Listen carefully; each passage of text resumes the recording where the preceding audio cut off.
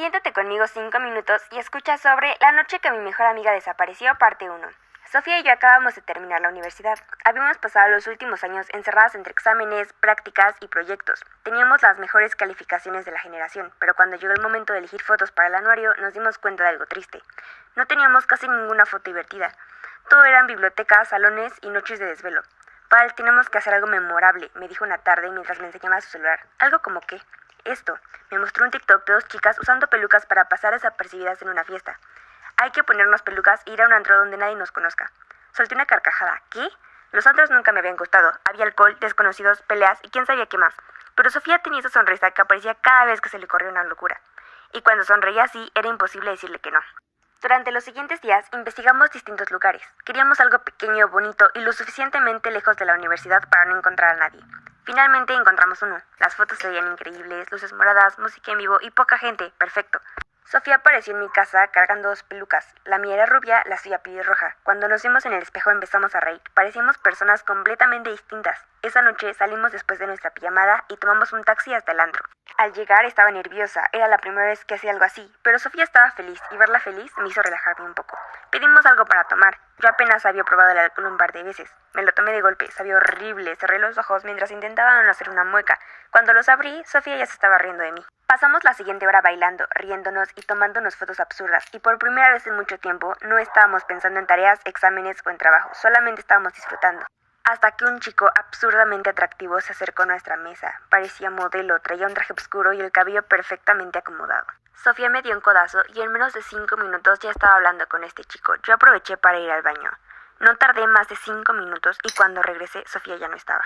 Los busqué por casi 3 horas y nada. Sofía ya no estaba en el antro. Siéntate conmigo 5 minutos y escucha sobre La noche que mi mejor amiga desapareció, parte 2. Al principio intenté convencerme de que estaba exagerando. Recorrí el antro una vez, luego otra y después una tercera. Busqué en los baños, en la barra, en la pista de baile e incluso salí a la calle para ver si Sofía estaba hablando por teléfono. Nada, no estaba por ninguna parte. Volví corriendo a nuestra mesa con la esperanza de haberla pasado por alto, pero todo seguía exactamente igual. Su bolso estaba sobre la silla, su teléfono seguía sobre la mesa y su chamarra permanecía donde la había dejado. Sentí como el corazón empezaba a golpearme cada vez más fuerte. Tomé su celular y marqué mi número por si acaso, por si de alguna manera se había llevado otro teléfono o yo estaba confundida, pero el aparato comenzó a sonar en mi propia mano. Entré en pánico y empecé a preguntarle a todo el mundo si la habían visto, a los empleados, a los meseros, al personal de seguridad. Nadie parecía recordar nada. Incluso describí el hombre que había estado hablando con ella antes de desaparecer. Era alto, tenía el cabello oscuro, vestía un traje negro y era tan atractivo que parecía sacado de una película. Pero nadie parecía saber de quién estaba hablando.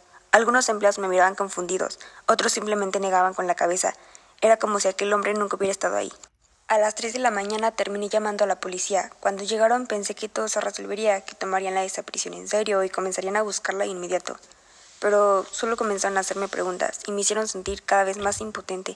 Querían saber si Sofía había estado bebiendo, si consumía alguna sustancia, si habíamos discutido o si tenía problemas personales. Traté de responder todo lo mejor que pude, pero desde el principio tuve la sensación de que no me creían. Uno de los oficiales incluso sugirió que probablemente había huido con algún hombre y que aparecería al día siguiente como si no hubiera pasado. Cuando amaneció llamé a sus padres. Su madre comenzó a llorar y su padre llegó al antro en menos de 1 hora, y a la primera persona a la que culpó fue a mí. Los siguientes días recorrí hospitales, estaciones de policía, calles cercanas, publiqué en redes, hablé con personas e incluso repartí volantes. El 4.º día recibí una llamada de uno de los oficiales. Querían que volviera a declarar porque según ellos yo era la última persona que había visto a Sofía antes de desaparecer. Colgué el teléfono. Si la policía iba a perder el tiempo sospechando de mí y nadie más parecía dispuesto a buscar respuestas, entonces tendría que hacerlo yo sola. Y decidí regresar al antro donde Sofía había desaparecido. Siéntate conmigo 5 minutos y escucha sobre La noche que mi mejor amiga desapareció, parte 3. Esa misma tarde tomé un taxi y regresé al antro. Durante todo el camino estuve repasando una y otra vez lo que había pasado aquella noche. Tal vez alguien había visto algo y no había querido hablar delante de la policía, o tal vez las cámaras de seguridad habían captado algo importante. O tal vez simplemente necesitaba volver para sentir que estaba haciendo algo en lugar de quedarme sentada esperando noticias que nunca llegaron. Finalmente el taxi se detuvo, levanté la vista y durante unos segundos pensé que el conductor me había dejado en el lugar equivocado. Revisé la dirección en mi celular, luego la revisé otra vez, era correcta, exactamente la misma. La misma calle, el mismo número, pero el antro ya no estaba. Me bajé del vehículo sin poder creerlo. Antes había luces, música y personas. Ahora solo un edificio oscuro y abandonado. Mi primera reacción fue pensar que me había equivocado, Caminé intentando encontrar otra entrada o algún local, pero era imposible. Todo estaba exactamente igual, todo excepto el antro. Me acerqué a una tienda cercana y le pregunté a una señora que acomodaba mercancía en la entrada. ¿Qué negocio? Preguntó ella. El antro que estaba aquí hace unos días. La mujer me miró confundida y luego volteó hacia el edificio. Mija, ese lugar lleva abandonado muchísimo tiempo. Sentí un escalofrío recorrerme en todo el cuerpo.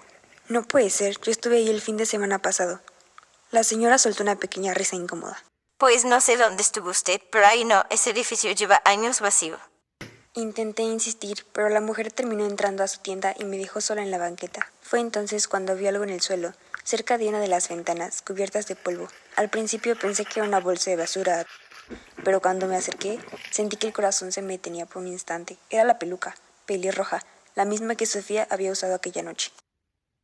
Mientras observaba la peluca, mi teléfono vibró. Por un momento pensé que sería otra llamada de la policía. Tal vez habían encontrado una pista, tal vez finalmente tenían alguna noticia sobre Sofía.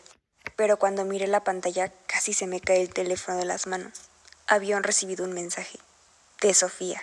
Pero eso era imposible. Su teléfono estaba bajo custodia policial y yo misma había visto cómo se lo llevaban para analizar. Siéntate conmigo 5 minutos y escucha sobre La noche que mi mejor amiga desapareció, parte 4.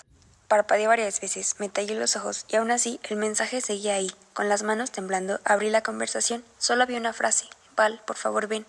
Sentí cómo se me erizaba la piel. Antes de que pudiera reaccionar, llegó otro mensaje. No tengo mucho tiempo. Y después un tercero. Uno que me hizo sentir más miedo que cualquier otra cosa desde la desaparición de Sofía. Porque no decía dónde estaba, no decía qué le había pasado, solo decía, él sabe que te estoy escribiendo. Lo primero que hice fue tomar capturas de pantalla. Después corrí hasta una estación de taxis y pedí que me llevaran directamente a la comisaría. Y por fin, después de su desaparición, una prueba de que Sofía estaba viva. Pero cuando llegué, todo volvió a derrumbarse. Cuando desbloqueé el teléfono para mostrarles la conversación, los mensajes habían desaparecido. Pensé que estaba mirando la pantalla equivocada, revisé una vez, 2 veces y después una tercera. Y nada, la conversación estaba vacía. Busqué las capturas de pantalla que había tomado y tampoco estaban, era como si alguien las hubiera borrado.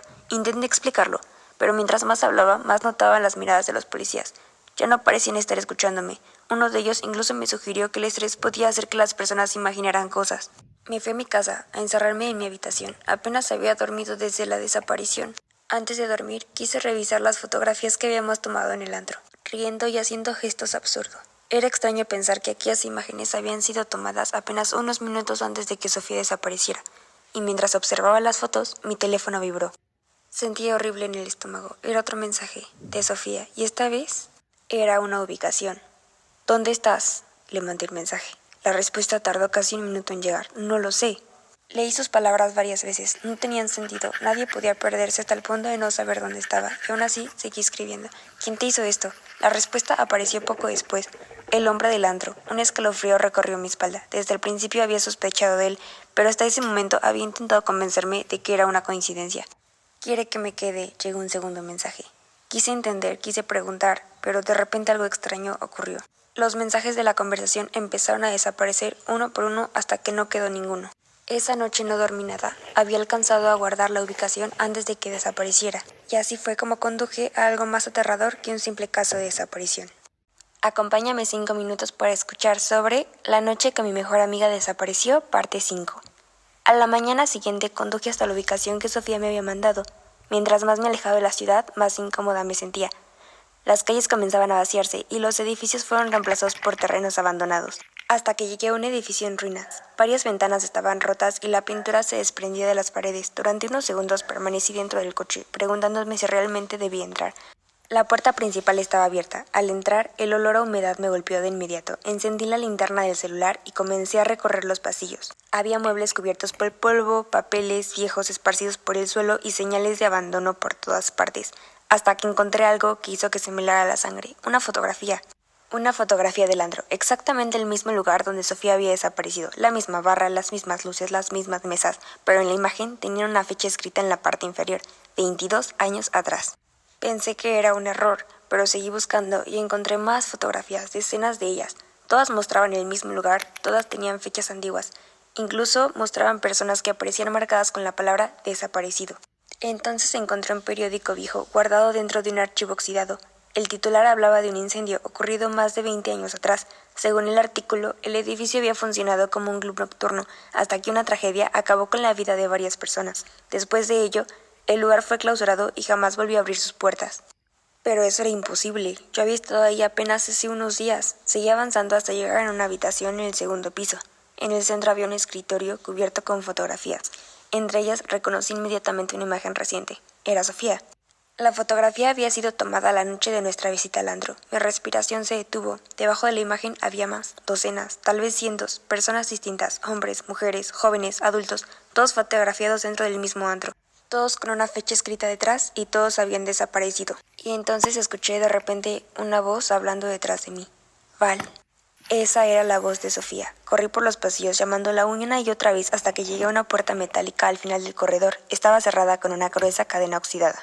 Comencé a llorar. Estaba viva. Me acerqué a la puerta, dispuesta a arrancar la cadena con mis propias manos cuando escuché una segunda voz. No deberías de haber venido. Era la misma voz del hombre del antro. Acompáñame 5 minutos y escucha sobre La noche que mi mejor amiga desapareció, parte 6. Me quedé paralizada frente a la puerta, la voz del hombre del antro. No deberías de haber venido. ¿Dónde está Sofía?, dije. Ella no está aquí por accidente. Me respondió, y antes de que pudiera responder, un fuerte mareo me obligó a sujetarme de la pared. Todo comenzó a cambiar frente a mis ojos. El polvo desapareció, las grietas de las paredes se cerraron.